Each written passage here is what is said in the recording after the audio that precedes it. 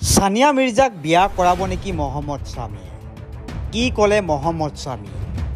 দেশজুৰি চৰ্চা এটা খবৰ, যিটো খবৰে তোলপাৰ লগাইছে সমগ্ৰ দেশ। সানিয়া মিৰ্জা আৰু মহম্মদ শামীৰ প্ৰেমৰ গুজব দেশজুৰি চৰ্চাৰ বিষয়। সঁচাকৈ সানিয়াৰ স্বামী হ'ব নেকি মহম্মদ শামী? সামাজিক মাধ্যমত চলিছে তাৰেই জল্পনা। সানিয়া মিৰ্জা আৰু মহম্মদ শামীক সামৰি একাংশ মিমো শ্বেয়াৰ হৈছে। সেই জল্পনাৰ কথা শুনি এইবাৰ জ্বলি উঠিছে মহম্মদ শামী।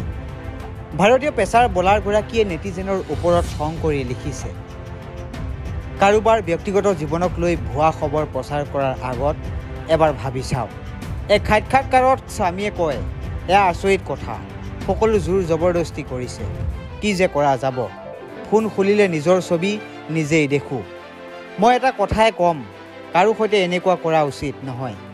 শামীয়ে লগতে ব্যক্ত কৰিছে, মই জানো ধেমালিৰ বাবে মিমবোৰ বনোৱা হয়, কিন্তু সেয়া যদি কাৰোবাৰ জীৱন সম্পৰ্কীয় হয় তেন্তে সেয়া এনেকৈ চলোৱাটো উচিত নহয়।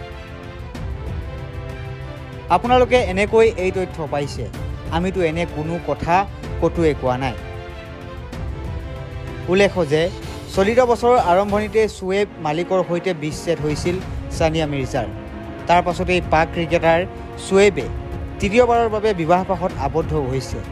ইফালে সানিয়াৰ ছবিও স্বামীৰ লগত এডিট কৰি লগাই একাংশ দুষ্ট চক্ৰই ভাইৰেল কৰিছে।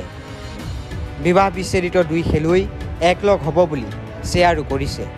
কিন্তু সানিয়াৰ পিতৃয়ে এই খবৰ মিছা বুলি পূৰ্বেই প্ৰকাশো কৰিছে। পিতৃয়ে কৈছিল যে সানিয়া আৰু স্বামীৰ কাহানিও সাক্ষাতো হোৱা নাই।